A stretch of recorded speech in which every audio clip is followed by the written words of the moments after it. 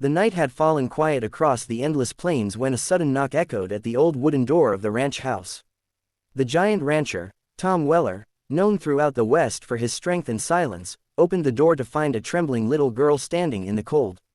Her face was streaked with tears and dirt, her clothes torn, and her small hands clutched at his coat desperately. "Sir, they beat my mama hard, she is dying," she whispered, her voice breaking under the weight of fear and pain. Tom froze for a second, unsure what to say.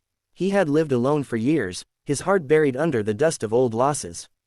But something in the girl's eyes, something pure and pleading, sparked a fire in him that he hadn't felt in years.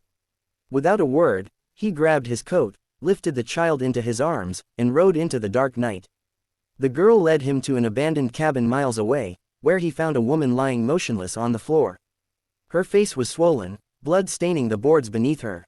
She tried to lift her head but collapsed again. Tom knelt beside her, checking her pulse. She was alive, but barely. He carried her to his horse, wrapped her in his coat, and took her back to his ranch. For days, he tended to her wounds, feeding her broth and keeping the fire warm. The woman, May, was of Chinese descent, her accent soft, her eyes filled with both gratitude and fear. She had come west with her husband, who had turned cruel after losing his job at the mines. When she tried to protect their daughter from his rage, he had beaten her nearly to death and left them to die in the cold. The townsfolk were shocked when word spread that Tom Weller had brought a foreign woman and her daughter into his home.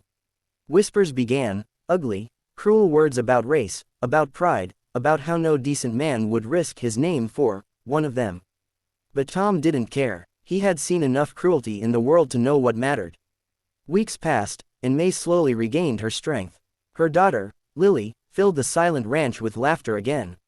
She followed Tom around everywhere, feeding the horses, gathering eggs, asking endless questions.